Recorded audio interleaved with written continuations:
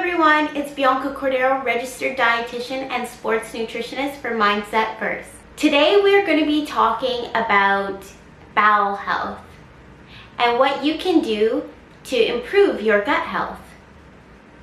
So if you're a little squeamish, then maybe you might want to sit this one out because we are going to be talking about bowel movements, aka poop.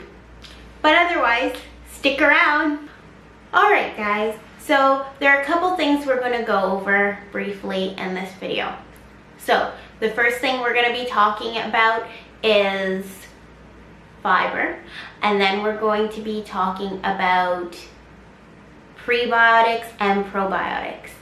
And there are different subsections in fiber, as well as I'm going to be explaining the differences between probiotics and prebiotics.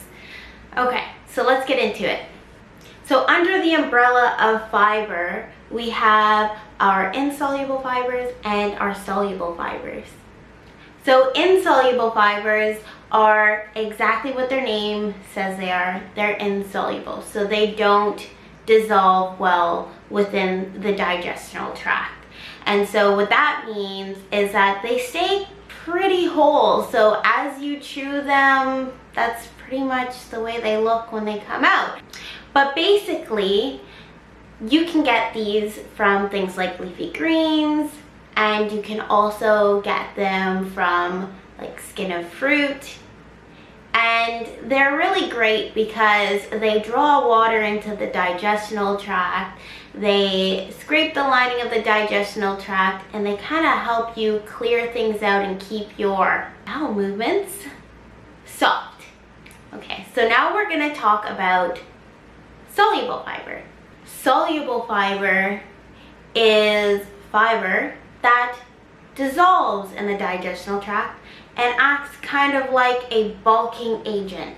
So basically it sort of takes all of the liquids in that you consume during that time. So drink lots of water when you're having soluble fibers, and it kind of sucks it all into your bowel movements, and that makes it really good for things like diarrhea and watery poops, because it's going to help bulk everything up and move everything out of the body.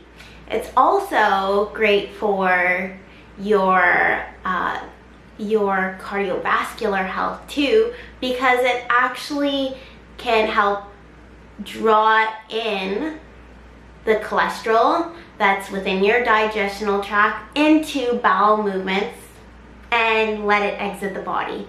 So that's something that is an added benefit to soluble fibers. And soluble fibers you can get from things like steel cut oats, you can get it from pears, you can get these from beans, and you can also get it from just stuff like apples. So pretty much it's that portion inside of the fruit or the high fiber, high soluble fiber food that kind of makes it more gelatinous and keeps everything kind of together. And that's exactly what it does in your bowels too. So next we're going to be talking about probiotics. So probiotics are great because they are living bacteria that you can get from your foods to replenish the bacteria that's naturally occurring within your body. And the important thing about this is that we're finding more and more evidence to support gut to brain health and gut to overall health. So it's important to be able to replenish that, because as we have things like antibiotics or just in general having watery episodes, we can end up losing some of that gut bacteria that's important for overall health. So some foods that you can get probiotics from are yogurt, kefir, kimchi, sauerkraut, and you can also get probiotic supplements. And the fun thing now is that they have shelf-stable probiotics, which you can find in things like granola bars. So if you see a probiotic that's not in the fridge section, that's because they're using shelf-stable probiotics, and those are great to use as well. Next, we're going to be talking about prebiotics, and the job of prebiotics is really to support the environment for probiotics. So they kind of go hand in hand.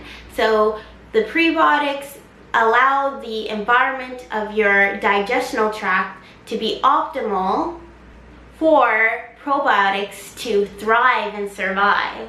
So some prebiotic sources come from chicory root in the form of inulin, and as well as dandelion greens. You can also get it from steel cut oats, and you can also get prebiotics from just a supplement. So there's supplements out there now, but there's many sources of prebiotics, so I do encourage you to kind of look out into that large world of gut health on your own time as well. But if you would like some more guidance, then we are doing consultations through Mindset First, still online, and I would be happy to go over gut health information with you.